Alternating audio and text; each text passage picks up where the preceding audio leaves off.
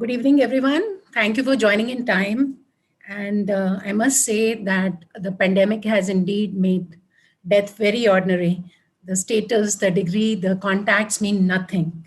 The worst days in Indian history, living history, when the dignity of death was really snatched away.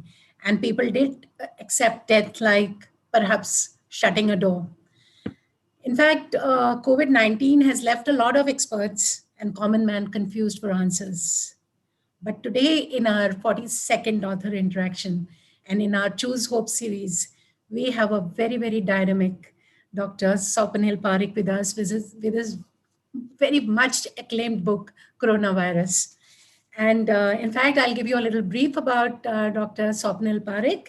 He's the consultant physician and clinical researcher focusing on COVID 19. He's the author of the book titled The Coronavirus What You Need to Know About the Global Pandemic.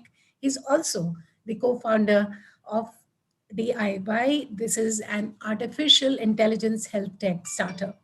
So, welcome to our platform, Dr. Parekh, and we are indeed delighted to have you with us, that you could take out time from such a busy schedule for us.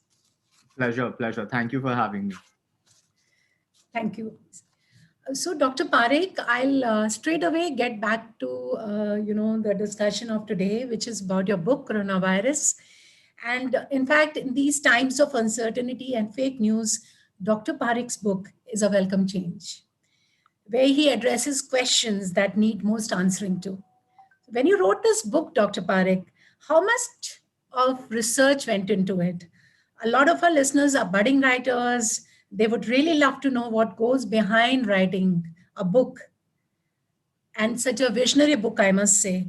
And what are the different facts that you worked on? What is the different knowledge that you put together in such a short time to help the masses? So we have to listen from you about this. So, although the book is, the coronavirus, what you need to know about the global pandemic, when I set out to write it, when my co-authors and I set out to write it, we wanted to introduce the world to virology, immunology, microbiology, a little bit about the history of medicine, epidemiology. Uh, we wanted to introduce people to the world of science as relates to infectious disease and pandemics. So, of course, there was some background in that area of focus. I've been practicing doctor for a long time, focusing on these things. So that made it a little easier when there was something that was new to be able to read very quickly. The first alerts that something was happening came out end December, early January, and I think by early January there were some signs that were coming out that this was certainly going to be something that was going to touch our lives, all our lives, very devastatingly. And so that's when, towards mid end January, uh, my dad, who is one of the co-authors of the book as well, and I started talking about coronavirus, the implications of something like this spreading worldwide, that it was actually quite likely. And by February we had started working on our first draft. I think by the end of February we had handed in a draft to our publisher, Penguin Random House. And there's a lot of scientific papers that we had to read, preprints, peer-reviewed publications, a lot of papers on other viruses, on aerosol transmission, on transmission dynamics. So a lot of information had to be processed very, very quickly. It helped having a background in these things, and it helped having two co-authors who are also very motivated to tell an interesting story. So, I mean, I totally understand your, knowledge of medicine also helped, and your father also helped you with this. But then, what was the process of writing like? I mean, how did you, Process. The process of like? writing was, I think you just have to be passionate about it. You have to like doing it. So I would read about a particular area. So, for example, when we were talking about the virology, the virus itself, I read a lot about coronavirus to augment what I already knew, and then had to translate that. So we were talking about the process of writing. So reading a certain amount of information and what I already knew, and then trying to translate that into a format where someone who's not necessarily from a scientific background can take in. So I have to think of ways of how I would want to communicate that. So for example, when we're talking about when we're writing about how the virus replicates, using the example of string and bubbles and Lego, things that people can relate to in everyday life, and then trying to give them an example of how viral replication would work. For example, when we go into immunology, again, using everyday examples that people are familiar with, that they can relate to. And at least for me, it was about having fun and learning while I was writing. So I was staying up late in the night, trying to turn around a draft. There were three of us. So I would send my father a draft, would send it to my other co authors. We would all work on it maybe 7, 8 times and then move on to the next chapter.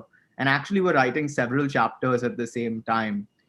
So that's how we did it, and I hope it turned out in a way that's not entirely rubbish. But so No, yeah, no, it that has. was the process. In fact, it is quite an interactive book, and everyone who's read it has loved it. And can you just show the copy of the book? Everyone will like to see it. Yes, it's a So wonderful book, very, very nice, easy to read. So I'm sure everyone will go back and buy this book and read it and come back to you with the book reviews. So, coming back to this topic, coronavirus, it's been there at the back of everyone's mind. So, when you wrote this book, did you really think that it is going to become such a major part of our lives oh in yeah, few months' absolutely, time? absolutely thought so. And in fact, the book that I just showed you, it's the revised and updated edition. So there were what had happened was we had written the book. We wanted of course publish as a paperback, but at the time because of the lockdown, we couldn't print it. So we released as an ebook, and even in the ebook, which was finished at the end of February, so even before it was actually declared a pandemic by the WHO, our book was called "What You Need to Know About the Global Pandemic," and we had laid out what we thought. We had laid out projections, including that there will be a first wave, there will be a worse second wave. We had Okay. highlighted some of these things and given scientific analysis in an accessible format for why we came to these conclusions. And then we revised when it came time. I think by about May, June or so, printing opened up, and we were able to get the book printed. Rather, Penguin Random House was able to print it. So at that point, we updated it. We added in whatever new information had come out. By then, I had, of course, also seen quite a fair number of COVID-19 patients, so I could.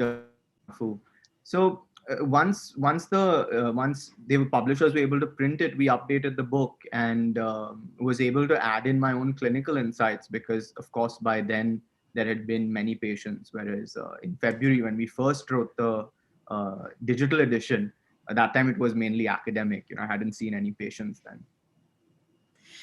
So, and while you were writing, did you really think that this is going to become such a much acclaimed book that people are going to go back, get back to you? Even somebody like Barkha that wrote a review on your book. I didn't think that. I didn't think. I mean, I still wonder whether anyone has actually read it or not. I didn't think that it was going to be a acclaimed book or anything like that. My hopes for the book were that I could introduce young people, well, all people, to the world of virology, microbiology, immunology, the history of medicine. There's so many interesting stories in medicine, and my goal was to get people interested in science. I know that there was an interesting story around the pandemic that could be told, and I thought that the situation was such that many people would be interested in science. So my hope was just that the book would inspire people to want to learn more about science, and if it has touched people in that way, I'm very happy. So, I mean, since you're a doctor, I can't resist asking you a pandemic question. So do you think this pandemic is cyclical? So, according to your expert knowledge, how long do you think this pandemic will continue to have impact, devastating effect, creating mutations, having waves, and getting into herd immunity maybe sometime? And so, what do you think, as per your expert? knowledge. So Do you think it is going to stay on? whenever we are talking about um, whenever we are talking about projections, we first have to explain that there are certain assumptions. So we are whatever projections we make are based on the conditions right now. There are many factors that could impact these projections. So just to step back and give your listeners some knowledge about this. So when we talk about transmission dynamics, we talk about three broad categories. The first is the host, so the individuals who are going to get infected by the pathogen. The second is the pathogen itself or the agent. And then the third is the environmental conditions under which transmission occur. So let's talk about the virus. Like you correctly pointed out, the virus is evolving, it's changing. There are mutations that are occurring with some bearing, making it more transmissible, making the virus, in some cases, able to evade past immune responses, cause reinfections, possibly reduce the efficacy of vaccines marginally. So the virus is changing. Then we have to look at the host. So we have to look at our human behavior. We have to see how are humans behaving in response to the pandemic. Are we reducing our social contact? Are we increasing contact? Are individuals who are uninfected mixing with individuals who are infected? Are susceptible individuals mixing with infected individuals? Are there other hosts? So are there non-human hosts like bats, pangolins, dogs, cats? So we have to consider minks. So we have to think about that. And then we have to think about how is our immune system responding? So is our immunity to this waning? Is our immune response to it able to deal with future evolution of the virus? That's one area. And finally, then we have to look at the environmental conditions. So is there is there a climatic bearing? So is there seasonality? Does transmission increase? Yes, we think it increases more in winter in temperate areas, monsoon, post monsoon in tropical areas. Are there certain environmental conditions like temperature, relative humidity that have a bearing? All these factors impact how we project, when we make projections. So with all of those caveats, and there's a long list of caveats, a lot of it also depends on our response. So for example, if we had started vaccinating at 5 to 10 million doses administered per day in January or February, and if we had the manufacturing to back that up so that we didn't run out of vaccines, then maybe we'd be saying that it's going to be over by September, August. But right now, our exit depends on how quickly we can vaccinate. And that's unclear. We don't know what the actual timeline is on vaccines. The government says something, but they've also said things in the past. So we don't know how quickly we're going to be able to vaccinate. If we are able to vaccinate a sufficiently large number of people, then there's a very good chance that sometime early next year, maybe the middle of next year, we could see things are much better. And things are already better today, right? At least in the cities. Rural India is a very different story. We don't have clarity on what's going on there. But it really depends on how quickly we respond individually and as a society, and how do our policymakers respond. So I'm hopeful that we are able to vaccinate a large number of people. Rather than giving you a time estimate, I would say once we are able to vaccinate somewhere between 60 to 80% of our population, of the eligible population, that's when we'll start to see things get much better. So you do see a light at the end of the tunnel. Right now, we feel very shaky about it all. I mean, you're a doctor. You should see know light about it more than us. No, of course, there's, let's be very clear about one thing. This is not the first pandemic that humanity has experienced. Every single individual alive today is alive because our ancestors survived pandemics. So of course, we'll get through this. The question is, how bloody is it going to leave us? Is it a fight that's going to leave us bloody and battered? It didn't need to be, but it seems like certainly it is. There's going to be so much suffering. The toll, already so much suffering, but even the eventual toll is just going to be so much higher. So there are better times ahead, but there would have been an immense amount of unnecessary suffering for people when we reach that. You're so right. I mean, there was a time, maybe at least 25 days time, maybe last month and beginning of this month too, that we face so much of oxygen shortages, vaccine shortages, that but I mean, it was so difficult to come out of that phase, and it looked that maybe it is going to just go on and on. Now, today, we are sitting at a better situation, definitely, with frontline doctors like you and everybody else. I think a big salute to all the medical professionals and big salute to the vaccination drive. I hope we are able to do it as fast as possible. And as you just said, that 60 to 80%, if we are vaccinated, we reach somewhere after that. And we maintain the COVID behavior. Absolutely. Yeah. And we do that, I suppose, till the beginning of the next year, I think. But, there's a larger point also, while, where you're on Zoom, relatively leisurely talking about COVID-19, of course, people are suffering immensely because of COVID-19, but women are dying in childbirth. Children are starving to death. The less fortunate are dying of diseases far long ago banished from more privileged lives. So there is a light at the tunnel for many of us. And for many people, their lives are going to be a little worse than they were already terrible. It's going to be a little worse than it was before the pandemic. So I think while we talk about, yes, there is light at the end of the tunnel, is that light going to extend to all of humanity? How do we ensure a more equitable health system? How do we build a more equitable health system from the ashes? Now that we've identified these lacunae in our public health systems, how do we fix it? Not only so that we're more ready for the next pandemic, but this pandemic really exposed some deep inequities in our society. And many of us are already aware, but I think the world is aware now how disproportionately this affects certain individuals versus others. And I think we have a duty now that we're aware of this to fix these things and make sure that our society is more equitable, and especially our health system needs to be equitable. Definitely, we need to really have, as you just said, it has to be a stronger health system, definitely, and we need to spend a lot of money on a health infrastructure. Coming back to your book, you have a reference in chapter 5 to Game of Thrones. That would interest a lot of youngsters in the room, I'm sure. So the name of the chapter is "You Don't Know Jon Snow," which I believe is a reference to the popular dialogue, "You know nothing, Jon Snow." So could you tell us a bit about this chapter? It's really is very interesting, I must tell everyone. So I write, I try to represent myself when I write. So when I write, my interests are clear, things I like, the way I think, that's all there. It's a representation of who I am as much as it is about the topic. And I'm a huge fan of Game of Thrones, the books and the TV series. So stepping back, so Jon Snow, in addition to being a popular character in Game of Thrones, the Lord Commander of the Night's Watch, Dr. Jon Snow was the father of modern day epidemiology.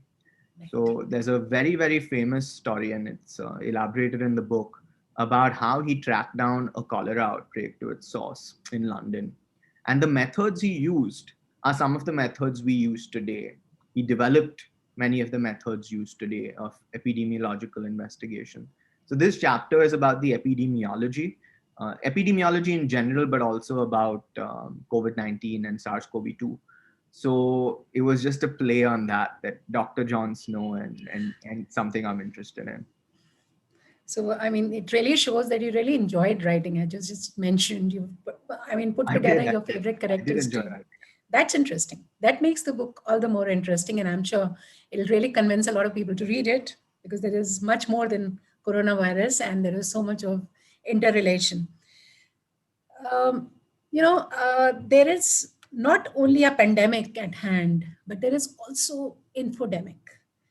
As Barkha that said, and when she reviewed your book, that we are glad that we have someone of your expertise writing an informed book that helps us, that helps the common person, that helps the non-medicals to see the bigger picture of the virus. So coming back to your book and coming back to the virus once again, did you expect the virus to take the world by storm like this when the virus was first recognized? I did. I hoped I was wrong. My co-authors did too. So none of us took, none of us were happy with the idea that, billions of people would be infected, millions of lives would be lost, trillions of dollars of economic damage would happen. There would be billions of dollars worth of small business losses. Countless people have lost so much. So of course, we didn't want to be right about any of those things. We desperately hoped we were wrong. But that's one of the dilemmas of being a scientist, that you kind of desperately have to unscientifically hope that what you think is going to happen isn't going to happen. So it seemed clear that this is what was going to happen, but as a human being, of course, you don't want that to happen.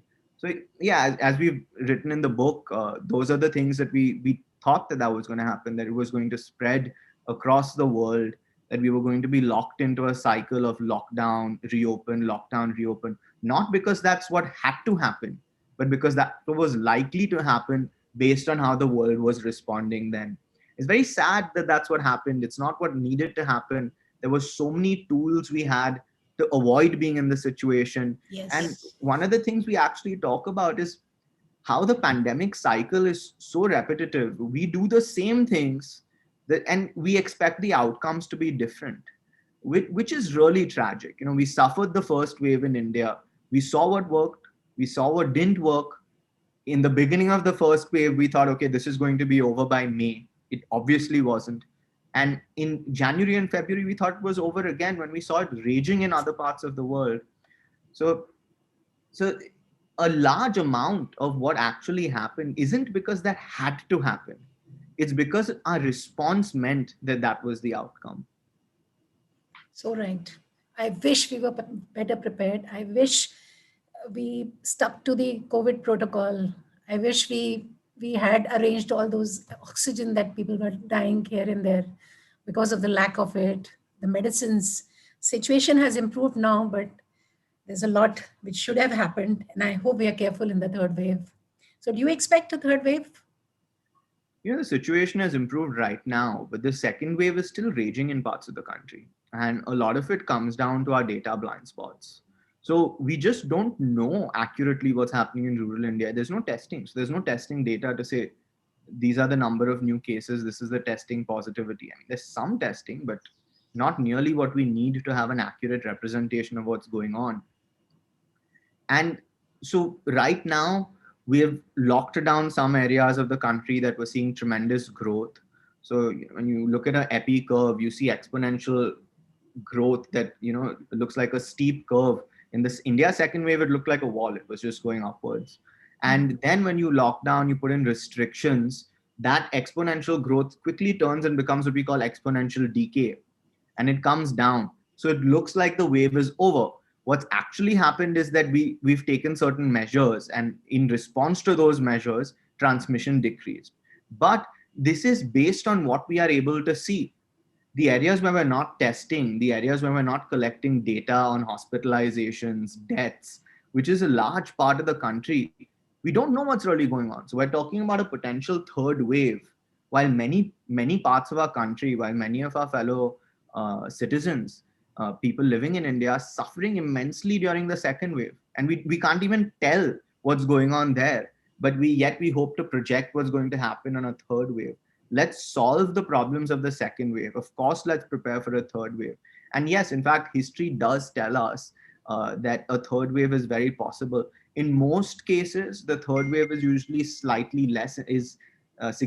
less intense than the second wave. But there are many open questions. How will this virus change? How quickly will we vaccinate?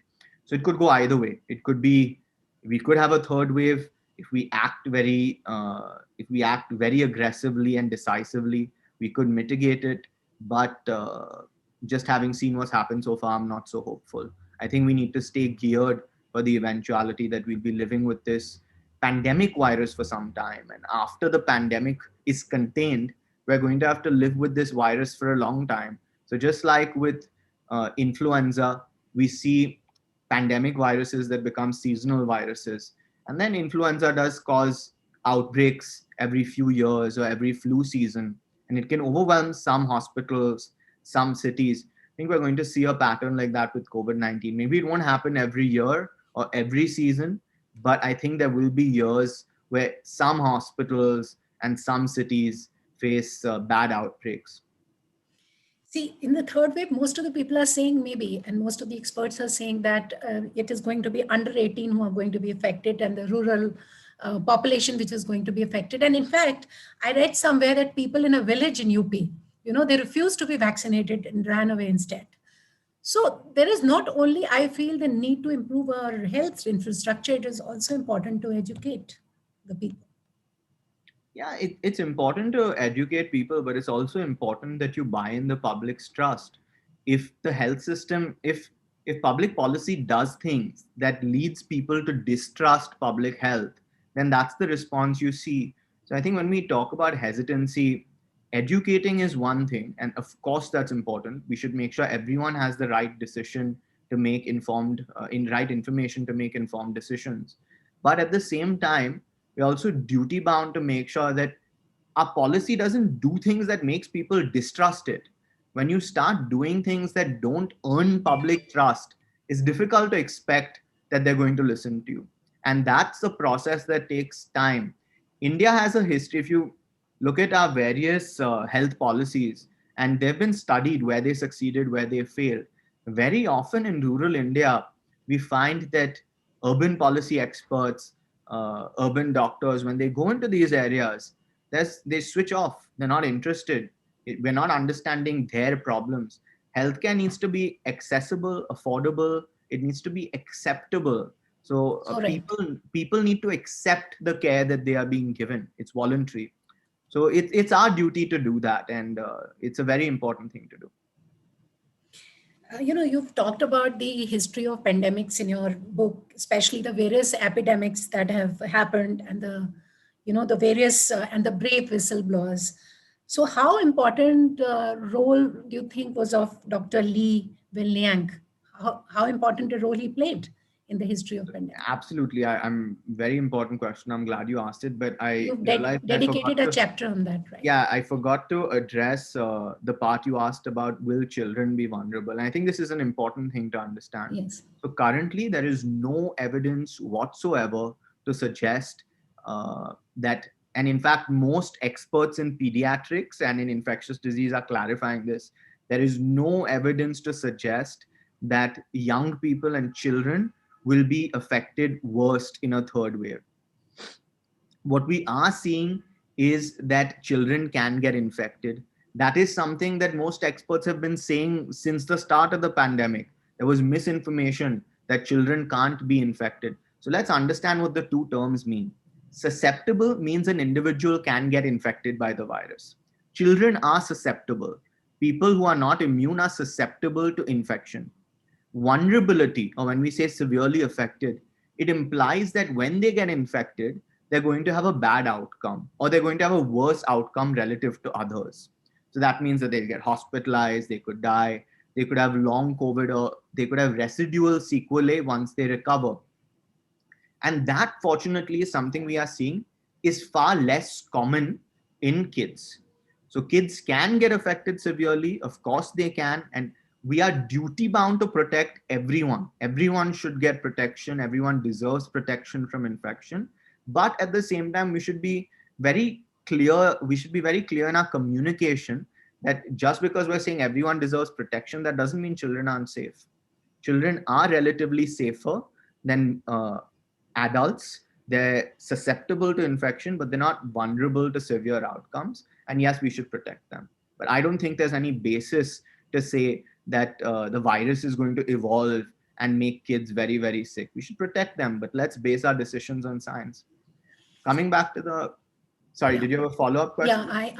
I just wanted to know, have the trials for vaccine for children begun in India?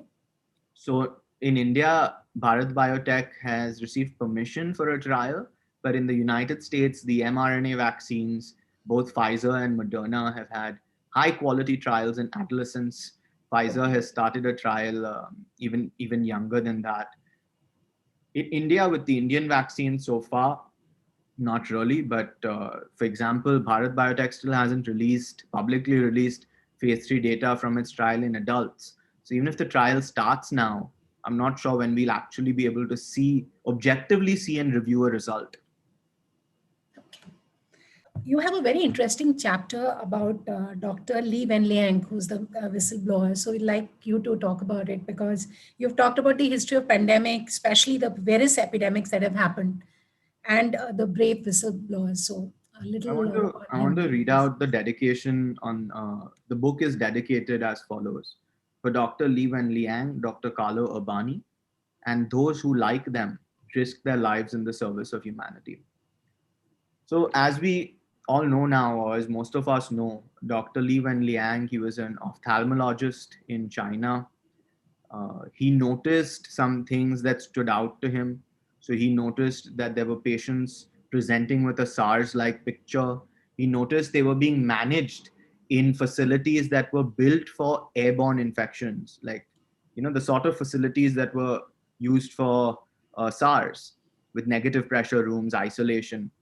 So he started to notice things that made it seem like there was a coronavirus outbreak brewing and there were clusters popping up. And then when he saw test results, that confirmed his suspicions. So he posted that in a private group, and it, like the virus itself, it went viral.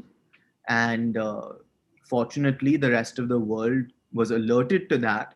And then pressure mounted on China to release information. China's initial response was to try and stem the flow of information outwards. Uh, if there had been more transparency in the earlier days, maybe things would have been different, who can say. But we know that Dr. Li Wenliang's alert was the first alert that went out. It was the warning to the world of what was coming, and he died in the service of COVID-19 patients. He got Yes, infected and he died, um, which also showed the world what a risk this virus was to frontline healthcare workers. Like Dr. Li Wenliang, Dr. Carlo Urbani, he was an infectious disease specialist who was serving on the front lines during SARS. He was working with SARS patients, got infected himself. Well, at the time, he didn't know it was SARS. He thought it was influenza, but it was actually SARS. And he sent out an alert. He was the first WHO officer to send out an alert. And he sent out an alert. The WHO acted very quickly, and it saved countless lives. It saved millions of lives. SARS didn't go pandemic, it was contained. And he died in with SARS, and with his dying breaths, he said he wanted to donate his lungs to the study of SARS, of this new imagine. pathogen. He was part of the team that won the Nobel Prize. He used whatever prize money he had to improve access in underserved areas to medications. A real hero, an inspirational figure. And there are many such heroes. We've had a few in India. We've had many in India as well, who've unfortunately lost their lives. So this book is dedicated to all of them. What more can you say other than fold your hands and express your deep gratitude for the service and for the sacrifice? Absolutely. And we have in India lost so many doctors. I mean, it has been the saddest part that they contacted COVID, and we lost them. Uh, Dr. Parekh, I like how you made the book very, very interactive to the common man, maybe by referring to Games of Thrones around the world in 80 days, the famous book by Jules Verne. So even with all the scientific knowledge, one can easily understand the book. So your views on that? I think it's important when you're writing about science to make that information accessible to people. And like I said earlier, I wanted to have fun doing it. So I refer to things that are of interest to me, as did my dad, as did my other co-author Myra. And for example, we already talked about Game of Thrones, but for example, there's a chapter about the disease, and in that chapter, I try to go into the immunology. I'm a huge Star Wars fan, total Star Wars geek. So in that chapter, I try to describe the immune dysregulation that occurs in COVID-19 in terms of the balance between the light side and the dark side of the force. So try to use Star Wars references. It makes things, because that's what I'm interested in, but it also makes things accessible for people who are trying to read, who necessarily don't come from a scientific background. So I think it's very important to do as an author, to make what you're writing consumable for people. But also, I think you have to be true to yourself. You have to write what you find interesting. You have to write in your voice. And I think when you have fun writing about the subject that you're interested in, that hopefully translates into a fun experience for the reader. Yes. And I must tell the viewers, this book has 14 chapters, and all of the chapters are as interesting as the other. So, and it has a very good narrative, it's interactive, and I'm sure everyone should read it. Now that we are in the middle of the pandemic, it makes all the more sense to read on coronavirus and how Dr. Parekh has written about it. So, yes, Akshay, your Am I question, please. audible? Yes. Yes. Hello, Dr. Parekh. Hi. Basically, I've been reading many reports on various reputed journals and science magazine regarding, the possibility of synthesis of the virus in China. This has been earlier speculated, but now there's a strong scientific community who wants to really look into that. So, could you comment on the matter? And also, should we have institutional preparations to fight the virus? Fight future such pandemics which I mean, could happen or could be created? Thank you. So this is something I've actually discussed in a chapter called Beyond COVID-19. There's a whole subsection on bioweapons, a new kind of terror, and it starts with saying, however, the next major infectious threat may not necessarily come from nature. It could come from a well-meaning scientist in a research lab or from a malicious bioterrorist. So, and then it goes into an explanation of gain of function research and the kind of research that's going on in the world that can lead to this. It's happened before. That being said, I think our default position is that SARS-CoV-2 arose by natural evolution and a natural spillover, because that's what happens all the time. So that's our default position. So if we have a proposition that it happened due to a natural virus that was in a lab and leaked out, or that it was a engineered virus, that it was a natural virus that there was some modification to it for gain of function research, and then it leaked out, then we have a huge burden of evidence to establish that's what happened. I don't think it's the most probable explanation, because I haven't seen evidence that clarifies that's exactly what happened, but it's certainly a possibility. There is some circumstantial evidence that hasn't really been clarified. There were a few scientists at the Wuhan lab who fell sick and needed to be hospitalized, but people do fall sick all the time. And if you work in a research lab, and if you, for example, if you're anything like me, and if I fall sick and I'm getting breathless, I would want to be in a hospital. So it doesn't necessarily mean that it was SARS-CoV-2 that leaked out and infected them. What we do know is that when the WHO expert group went to China, the access was limited. It took a long time for China to agree. And when you say China, we have to clarify we're talking about the government, not the people. And the people have suffered as much because of this virus as anyone else. So when the decisions that policymakers in China took resulted in denied access to the expert group that went there to investigate. And there are many open questions. So of course, there should be an open and transparent investigation with the objective of reducing the risk of this happening in the future. Not so much to point blame, but to understand how this happened, how can we be better prepared in the future. And I think we need to be very, very clear that right now, the default position is that this was a natural occurring virus that evolved, as has happened countless times in the past, but there is a possibility of other explanations and they should be investigated. There's a question from Divya. She says that as a medical author, how much do you see the social media as a challenge to get the right message across? interestingly, I was not really on social media other than Facebook before I wrote the book. So I joined Twitter after I wrote the book. I recently have an Instagram page. I'm kind of slowly now easing myself into more and more aspects of social media. I think it's great. I've met a lot of very interesting people uh, on social media. I have found a voice to be able to attempt science communication on social media, to express myself. And I've also got the opportunity through social media to engage with researchers all over the world. A lot of the research projects I'm working on, collaborating with people, those started with interactions that occurred on a Twitter thread where we were discussing the possibility of doing something, and then we were like, let's take this offline. So it's been very helpful for me. Of course, there are downsides to it, but I think that's with everything in life. To use it responsibly, and it can be great for you.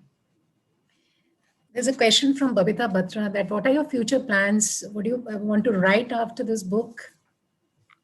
So the book actually happened at a point in my life where I had closed down my clinic to renovate it. I was redoing my clinic, so I wasn't.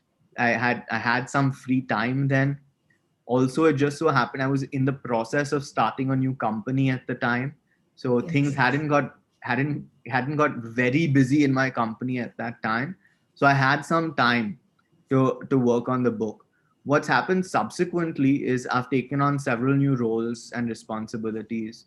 So I started working as a research fellow at a molecular lab at Kasturba Hospital. Started working on a lot of clinical research. I very soon we're starting a genomics lab. I'm taking on some additional responsibilities there in genomics and outbreak modeling and response. So I don't anticipate having. I mean, I'm already struggling for time. I don't anticipate having the opportunity to write another book anytime soon. But I do hope to do science communication on social media, more interactions like this, and write scientific papers on COVID-19. Okay, that's very nice. One question is there from Mr. Vijay Shankar, and he says that will the precautions taken, example, wearing mask and frequent use of sanitizers, bring its own set of medical complications? Um, you know, when we talk about medical complications, so just to step back and talk about medical complications, I think there's something very topical happening right now. We're starting to see that any tool that you use, right? You can use a knife to cut bread. You can use it. You can cut yourself with it. So, for example, let's talk about medical complications that are occurring right now. So, we're seeing with the widespread use of steroids, and this is something I talk about in my book. Steroids have to be used in the right patient at the right time. Using the right drug at the wrong time can worsen an outcome. So, as we're seeing right now, patients who have diabetes, they take steroids, may prescribe steroids incorrectly, or they take steroids incorrectly. They're not monitored for their glycemic control. They can get fungal infections. So I think there are a lot of medical complications that can occur. And these, sadly, they happen more when a health system is overwhelmed. I can give you an example from my own life. When I was a resident, there were times when you didn't get to sleep for about 40 hours. There was no time to sleep, or a time when you were doing a shift for 48 hours and maybe you got 3 hours of sleep in the middle. And if you were fortunate, you got 3 hours of sleep. And of course, like after 24 hours without sleeping, you start to make mistakes. 4 mg can very easily become 40 mg and you don't realize. So there are systems in place. So the nurse will recheck what you've written, the pharmacist will recheck what you've written. There's a sieve to prevent medical complications from occurring due to the health system, but they can occur. uh, then in the sense of the virus itself, if the intent was long-term medical complications, of course there are those. That's why it's so important to suppress transmission of this virus. We tend to think more in the sense of mortalities, people who are dying. We don't think enough about morbidity. We talk about survival rates, recovery rates, But are individuals who recover, have they truly recovered? Just because you survive COVID-19, does that mean you're back to normal? And for a lot of people, they're not. There's a post-acute sequelae of COVID-19 known as long COVID. So somewhere between 5 to 20% of people, some estimates higher, can have persistent symptoms and medical complications following COVID-19. So a lot of very important reasons to make sure transmission is low. A, so that there are less complications, and B, so our health system is able to prevent complications. There is a question from Nana Sagar, and she says that, there is a lot of conjecture over which vaccine is better. Even though we have been all told to get vaccinated with whatever is available, which according to you should be chosen? Given a choice, you have Sputnik, maybe in future, Covishield, Covaxin. I don't think this is a realistic question. I don't think the vast majority of people are not going to have a choice. There's such a supply problem that people are going to have to take what's offered to them first. And that's absolutely the right decision. Take the vaccine that is available first. The best one is the one that's available first. Not because all vaccines are equal, but because some protection today is better than more robust protection a month from now. So the best vaccine is the one that's available first. And importantly, taking a vaccine today doesn't necessarily preclude you from taking, another vaccine in the future. So take what's available to you. Most people aren't going to have a choice. Okay. Hi, Mamta. Can you switch on your audio, please?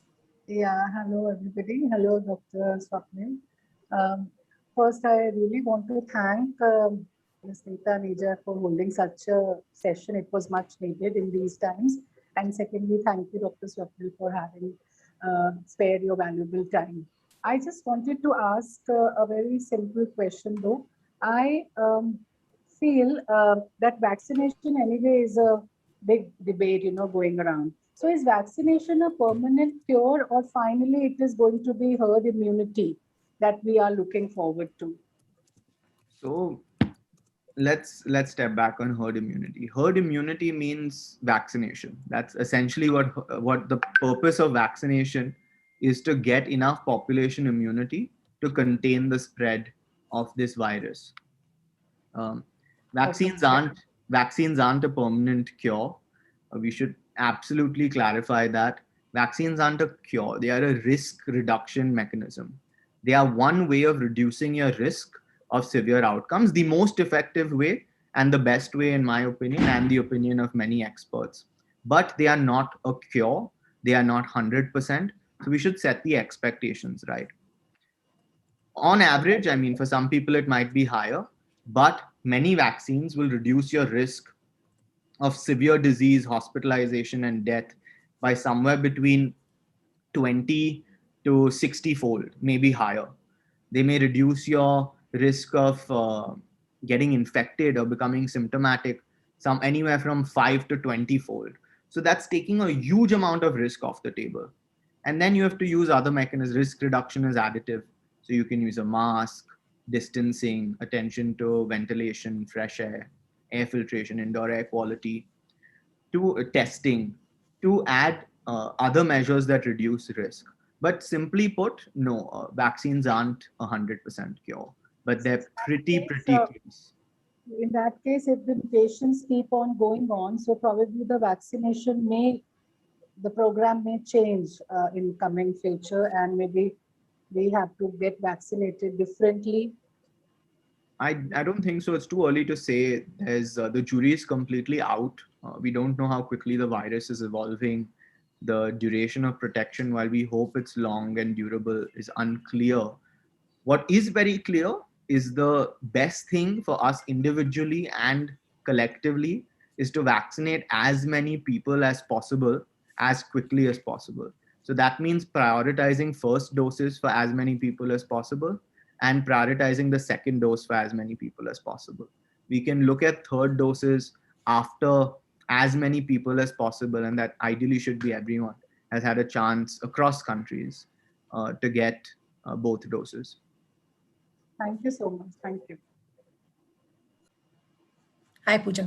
Hello, Rita. How are you? Thank you for organizing such an amazing one. Dr. Swapnil, it was fabulous listening to you. Very motivating. And way to go. Best wishes to you as well. Thank you. I have a very simple question. I mean, you have written a beautiful book. You have so much of data. And as a scientist, you write so much. Do you read digital books or Kindle, or do you really like the feel of paper between your fingers? I mean, I don't want to ask a COVID related question, want to go a little different because we all really want to get back to normal life, having good time with friends, with family, with colleagues, children playing in the parks. So, normal life, reading books, having a cup of coffee with friends somewhere out. And book reading is so satisfying, it's captivating. So, I have this question for you. I really do like the feel of a physical book in my hand, and through med school, I spent a lot of money buying physical books. Instead of doing what a lot of people did, which was downloading a PDF. I really did like having the book with me. Uh, while that's my preference, I think realistically it's just possible to access a lot more information with digital. So I do tend to now consume, I do tend to, most of my reading is the digital format. But yeah, I love the tactile feel of the book in my hands. I find it easier to absorb information. I like getting attached to my books, feeling ownership over a book, that it's mine. I can look at this whenever I want. And the way my memory works, I have a very visual memory. So when I read something in a book and I've seen it structured on paper, the page number, that really helps me remember a visual of the page. So I do prefer books, but you have to evolve, move with the times. And I think the digital medium just makes things more available, more accessible. So a little bit of both. Yeah, striking a beautiful balance. Thank you so much, and best wishes to you as well. Thank you, Nita. Thank you. Now we have Asha Dhaima. I think she'll not be able to switch on her video, but she wants to ask the question. Yeah. Well, good evening, Shreya, Nita. Good evening, Dr. Parekh. Am I audible? Yes, very clear. Yeah. My question is, that COVID is a kind of flu, right? And flu has like all these diseases, flu and all, they have general kind of after effects like weakness, fatigue, and loss of weight, loss of energy. So my curiosity was whether this COVID flu, this also has the same general kind of after effects, or does it have, of course, besides black fungus, does it have any other complication after a patient recovers? So, firstly, COVID has some similarities to flu, but SARS-CoV-2 is a completely different virus from influenza that causes flu. And the fatality rates are much higher. The morbidity is much higher. So in that sense, there's no comparison. Yeah, mild COVID-19 can seem like mild flu, but there are some differences. Flu, the deterioration is the onset of symptoms and the deterioration is a little faster. With COVID-19, it's a little slower. The deterioration really starts a little later. Clinically, we definitely see that there is a far greater predilection for individuals who are elderly or have certain risk factors. And for children, remarkably, unless they have some pre-existing conditions or just unfortunate, the vast majority have far milder outcomes. Whereas with flu, sometimes you can see that kids can be hit harder or adults can be hit harder. Depends on something called immunological imprinting. So slightly different in that sense, slightly different in how clusters occur versus how the spread of flu occurs. But coming to your question about long-term complications, there's certainly some long-term complications with influenza as well. But in a pandemic virus, the thing is so many people are getting hit together. So things that would otherwise be rare, maybe in terms of an absolute percentage, it would be rare, but because so many people are getting infected, the absolute numbers will be high. So we'll start seeing rare eventualities that we maybe necessarily wouldn't see with a virus that didn't spread as widely, or at least not such high numbers. For example, in my practice, I'm starting to see a lot of fibrosis, a lot of post COVID-19 fibrosis. And that's concerning because that you may never recover from that. You may, but you may never. And individuals who've had COVID-19, they may lose a certain percent of respiratory function. And that's something that they might have to live with for a very, very long time. It can impact their life very significantly. So I think there's a lot we're still learning, and to be mindful when we're talking about long-term complications. We've just known about this virus since January of 2020.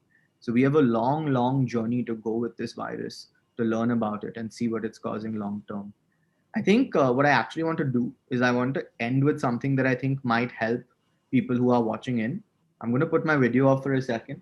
I'm going to get an N95 mask and I'm going to show you all one of the best ways you can stay safe without a vaccine.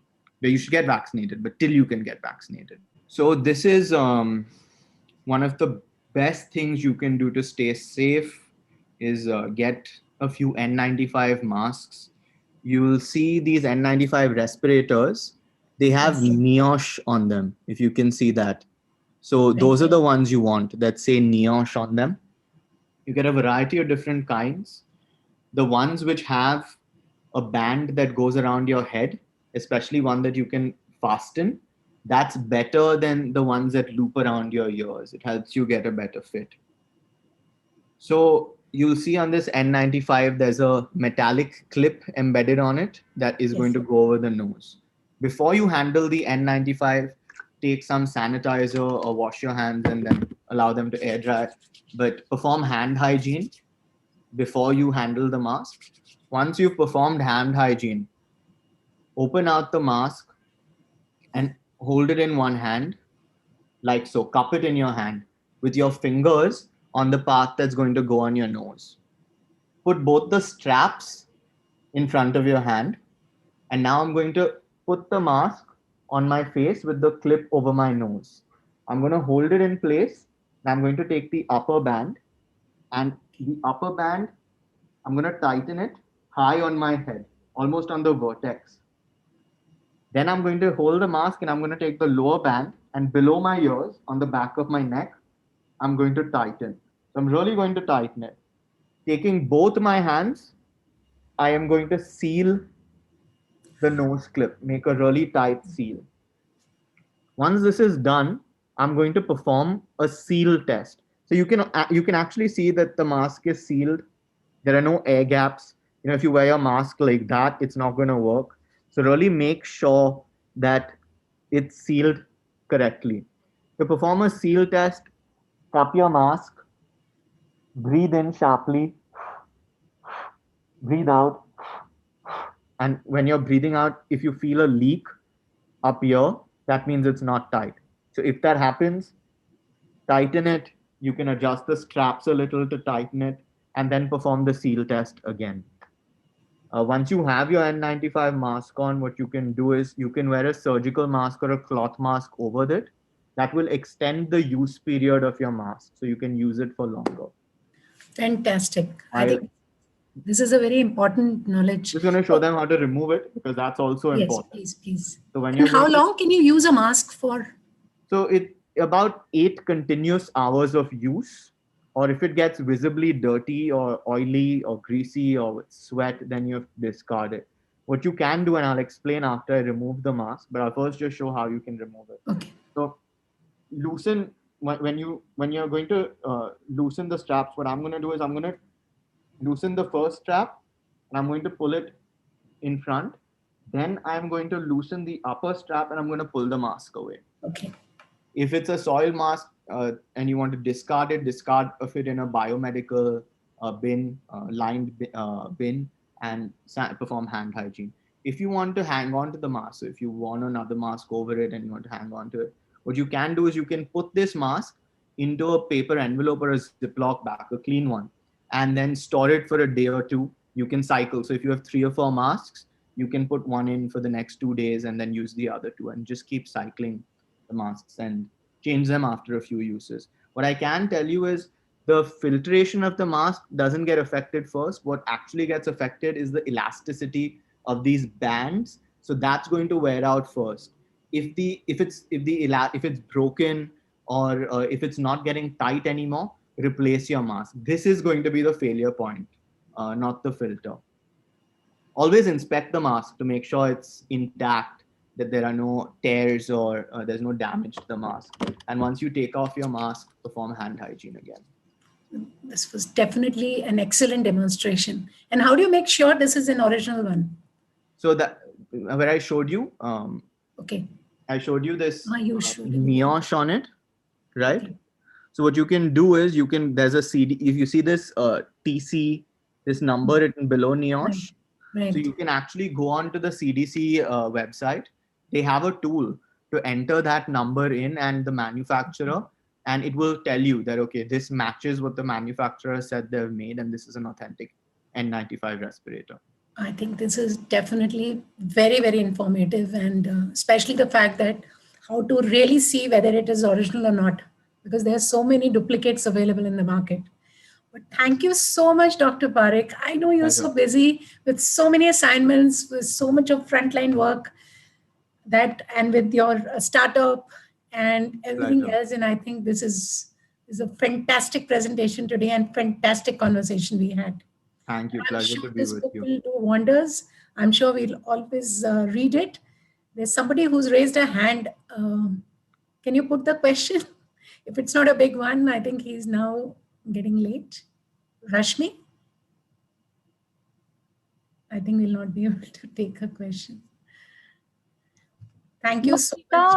I didn't want to. I just wanted to thank you, and I wanted to thank him. It was an amazing interactive session. Too good. Thank you. Thank you. Thank you, Dr. Parekh. And Thank you so we'll much, definitely Abhi. wait. Whenever you have time, we'll wait for another session, hopefully a physical one when we are back to better times. And thank you. And the book is being published by Penguin, and it is available on Amazon. Where all it is available? Amazon, Flipkart, everywhere where books are sold. So if you go to my Twitter, the link is up there, and all my royalties from the book go to pandemic response charities. So it'll be a contribution towards a good cause. Yes, I was going to say that because I read that on Twitter or I think Insta, that all the proceeds of the book go to the charity. My royalties, not all the proceeds, but whatever I earn from it goes to charity. Yes. Thank you, Dr. Parekh. Thank you, everyone.